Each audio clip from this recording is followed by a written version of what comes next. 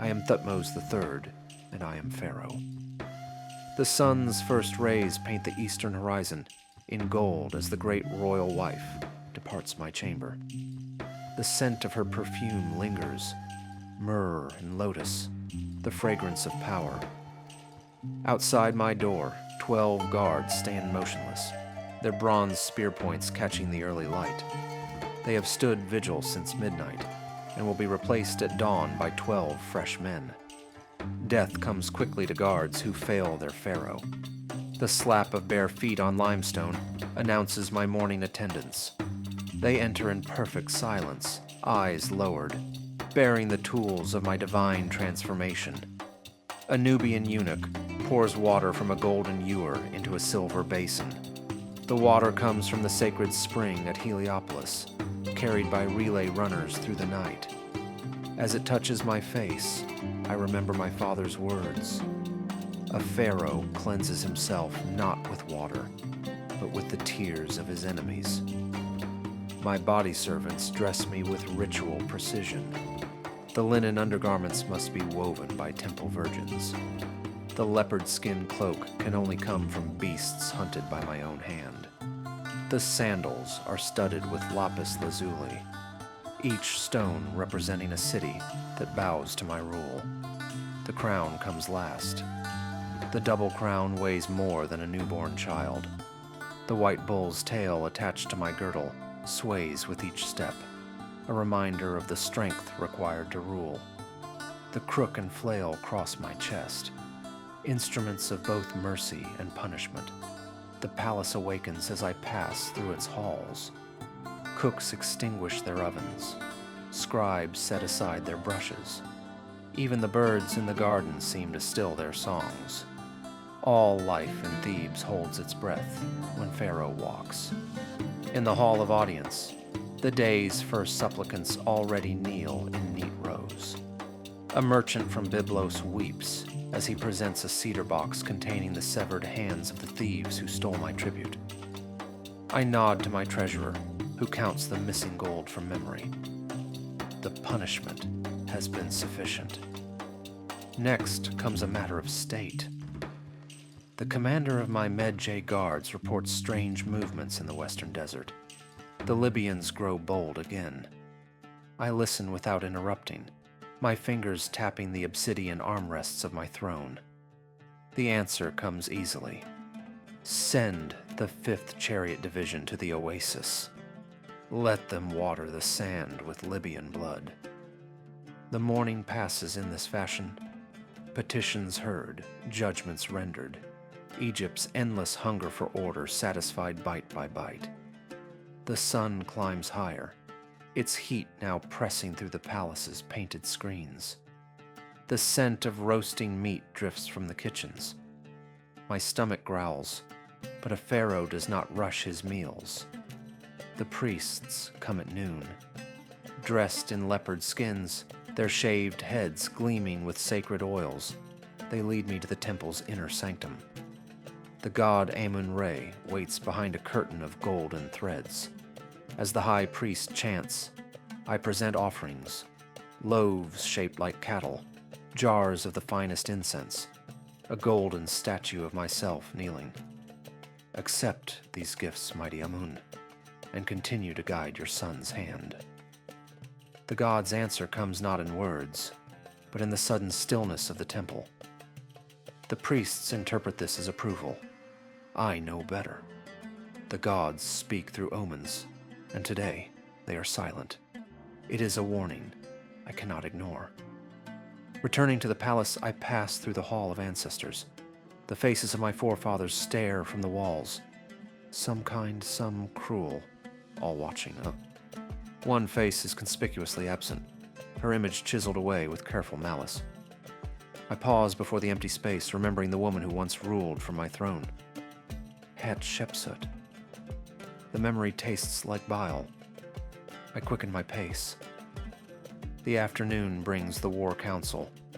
My generals crowd around a table of polished ebony, their battle maps unrolled before me.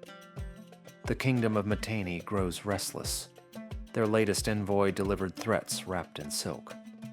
I study the map, tracing the Euphrates with a jeweled finger. Prepare the army, I say at last, but do not march. Let them wonder when the blow will fall. Dusk finds me walking the palace gardens. The scent of blooming mandrakes mixes with the tang of the Nile. A servant girl scatters grain for my ibises, their white feathers turned pink by the setting sun. She falls to her knees as I approach, her forehead pressing into the damp earth. I continue past without a word. Some gestures require no audience. The stars emerge as I review the day's final scrolls. Tax records from Memphis. Reports of a new vein of turquoise in Sinai. News that my third son is taken ill. I press my seal into the warm wax, marking another day's work done. Beyond my window, the Nile flows eternal. Somewhere to the south, my armies stand ready. To the east, my enemies plot. And here, in the heart of my palace, the great machine of empire hums on. Tomorrow the cycle will repeat. But for now, there is only Pharaoh and the night. The night brings no rest. Even as the stars wheel across the heavens, messengers arrive at my chamber door. Their sandals whisper against limestone, their voices hushed yet urgent. A caravan attacked in the eastern desert. Rumors of plague in the delta. The Hittites massing beyond the borders of Kadesh. I receive these reports naked, but for my golden pectoral. The eye of Horus cold against my chest. Sleep is a luxury ordinary men can afford. A pharaoh must remain ever vigilant. By the time the first sliver of dawn appears, I have already dictated responses to each crisis. Send the Medjay to hunt down the desert raiders. I want their heads displayed at the oasis. Quarantine the plague villages. Burn the dead with juniper. Double the watch along the northern frontier, but make no move against the Hittites, yet. My scribe's hands cramp from writing, their reed pens scratching endlessly across papyrus. The sound mixes with the distant wail of a temple flute, the morning rites beginning at Luxor. The morning audience brings unexpected news. My eldest son, Amenhotep, stands before the throne unsummoned. At 16, he already carries himself like a king. Too much like a king. Father, he begins, his voice carefully measured. The Nubian campaign is not your concern. I finish for him. The court holds its breath. His jaw tightens, but he bows. As you command. I watch him retreat, noting how the younger courtiers follow him with their eyes. A viper nursed at my own breast. Noon finds me in the sanctuary of Ptah. The god's statue looms in the smoky darkness, its gemstone eyes glittering. The chief priest presents the day's omens, a sacred crocodile found dead in its pool. The nilometer rising too fast, a hawk that flew into the palace and died at my throne's foot. The gods are displeased, the priest intones. I study the hawk's carcass, its wings still outstretched in final flight. Or perhaps they simply remind us of mortality. The offering I leave is unusually generous. Golden statues, jars of precious unguents, a promise to rebuild the temple at Memphis. Let the priests chew on that. The afternoon meal turns sour when my cupbearer hesitates before pouring. A single heartbeat of hesitation, but enough. I seize his wrist. Drink. The boy's eyes widen. Sweat beads on his brow as he raises the cup to trembling lips. My general moves to strike him, but I stay the blow. We watch together as the boy swallows. 1 breath, 2, 3. When he collapses, foaming at the mouth, I feel neither anger nor surprise. Only the cold certainty that this poison was meant for more than just me. Find who gave him this, I command. Start with my wives' quarters. As Ra's bark sinks below the western hills, I walk the palace's highest terrace alone. Below me, Thebes spreads like a glittering web.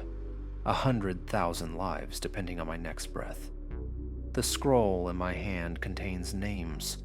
Many names. My spymaster's work is thorough. Some are expected. Disgruntled priests, ambitious generals, foreign agents. Others cut deeper. Nefertari, my second wife, Pentaweret, my own blood. The torchlight flickers as I hold the list over the flame. Some decisions require darkness. Midnight. The palace sleeps, or pretends to. I stand before the ancestral portraits, a goblet of wine in hand. The missing space where Hatshepsut's image once hung seems larger tonight. You warned me, I think, to the empty wall. The throne has room for only one. Outside, the Nile whispers its eternal secrets. Somewhere beyond my borders, enemies plot. Somewhere within these walls, others do the same. I drink deeply. The wine tastes of blood and memory. Tomorrow the sun will rise again. Tomorrow the game continues. But tonight belongs to the jackals. The jackals' howls still echo in the pre-dawn darkness when the war horns sound. Not the scheduled changing of guards. This is the alarm cry of the eastern gate. Before my guards can react, I'm already strapping on my Kopesh sword, its curved blade honed to a killing edge. The messenger collapses at my feet, his chest heaving. Great house. Libyan raiders at the workers' village. They've taken children. My bare feet slap against cold stone as I stride to the armory. No time for crowns or ceremony now. The leather breastplate fits snug as I bellow orders. Wake the chariot corps. Mobilize the Medjay. Send word to the river patrols. No boat leaves the western bank. The palace erupts into controlled chaos. Dawn finds me leading 50 war chariots across the floodplain. The Libyans thought they'd struck deep into Egypt, but my spies had tracked them for days. This is no raid. It's an execution. We catch them at the oasis. Their chieftain's eyes widen when he sees my golden chariot crest the dune. He grabs a child as hostage. A mistake. My arrow takes him through the throat before his ransom demand leaves his lips. The battle lasts precisely 17 minutes by the water clock. When it ends, the oasis palms drip red. The children stare at me with wide, uncomprehending eyes as my soldiers lift them onto horses. Remember this day, I tell them as we ride home. Your pharaoh protects what is his. Returning to the palace, I don't bother washing off the desert dust before holding court. Let them see their god streaked with sweat and blood. The petitioners today are unusually meek. News travels fast. A Syrian merchant presents a gift, an onyx box containing my would-be poisoner. Just the head, floating in brine. The eyes have been removed. An unfortunate misunderstanding, Great One. The merchant stammers. I toss the box to my dogs. Tell your masters the next gift had better be their own kneeling statues. My eldest waits in the garden at dusk. He's holding a scroll, military dispatches I haven't yet seen. You should have told me about the Libyans, he says. Not an accusation, a statement. The setting sun turns his profile golden. For a heartbeat, I see myself at his age, hungry, impatient, certain I knew better than my elders. They took children, I say simply. He nods, then, to my surprise, kneels. Teach me. In that moment, I recognize the difference between ambition and duty. Perhaps the gods haven't entirely abandoned me after all. Midnight in the temple of Amun. No priests attend tonight. Alone before the god's statue, I pour libation of the finest wine. Then another. Then the entire jug shatters against the stone floor. Enough omens. Enough tests. My voice echoes through the empty hall. I've given you empires. What more would you have? The silence stretches. Then, A single falcon's cry from the temple roof. I laugh until my ribs ache. Of course, the answer was always the same. More. The dawn never changes. The servants find me at first light, asleep on the throne with a half-empty wine cup in hand. They pretend not to notice as they begin the morning rituals anew. Water from Heliopolis, linen woven by virgins, the crushing weight of the double crown. Another day begins.